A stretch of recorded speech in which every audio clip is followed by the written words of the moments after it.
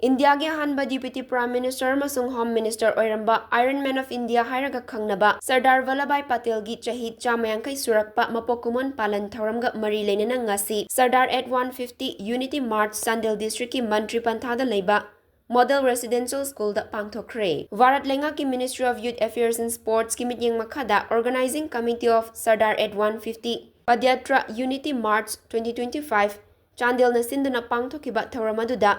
Chandel ACG MLA SS Olisna Athoiba Mithunglen, Deputy Commissioner Chandel L Nandakumar Singh IAS na Thoramapu,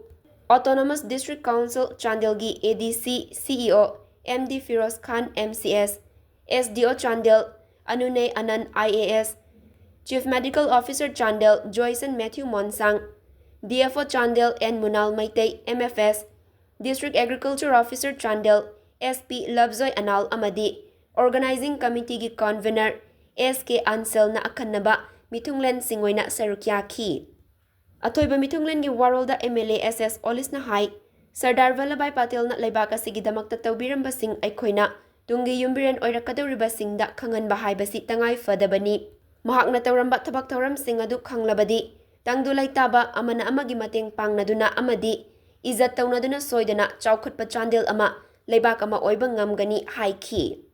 DC Chandel L Nandakumar Singh na haikibada Sardar Vallabhbhai Patel na laibak asi punsinbada lauramba thodang sing haugatlaklib angang singda khangananaba pandamda thauramasi pangthokpani. Chawkhutpa tangdulai taba laibak ama oibada mahakna lauramba thodang sing adu ngasigi mirol singdasu chenhanbagi tangai fadaba lei. Aikhoigi tungi laibak lepkadawriba ngasigi mahairoi singna lairik laisu ningtina tambaga loinana laibak miyamgi thabak thauram singda sarukyabasu tangai fade haiki. Thauramadu loisilakpada MLA SS Olis na Model Residential School da gilam tharaga DC Office Complex Chandel gi Mini Secretariat fauba padyatra ama chatki. Ai Chandel parayada thamjaning ba wahai se ai goi Chandel se ya phajaba adugumba blessing phangba Chandel ni haina noi logadabani haraugadaabani noi penthokadabani maramdi I go different communities laye, different banina, different culture laye, aduga I go tradition laye, sumaina panminarakpani, aduna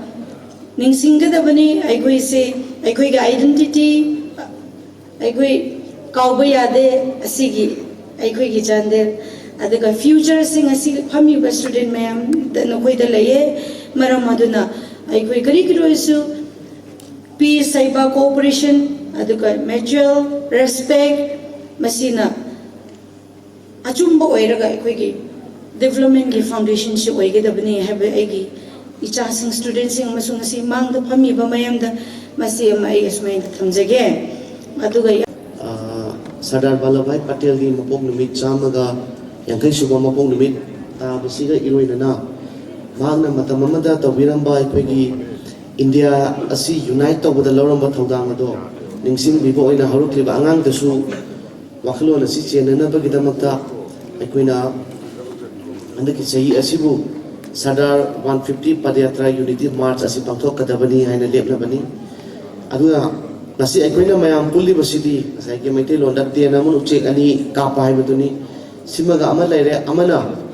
as I give Bakin Chandra Chatterjina, Siren Ibiramba Bande Mataram.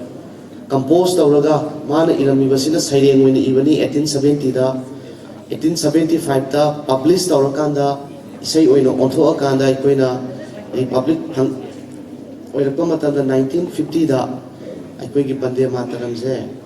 National Anthem Chapanana Mayapun respect of Gadabni at the Masi Equigi National Songni and declared Tokibani. Aduna Yana published Tokibudo.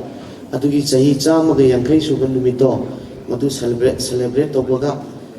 loinana ngasai Sardar Vallabhbhai Patel gi chamaga yankai suba mapung numito ka punjalaga ko celebrate tobjamni yang sangnangan jararoi last but not least aina haijening ba wafam di aikoi gi horakli ba angangsing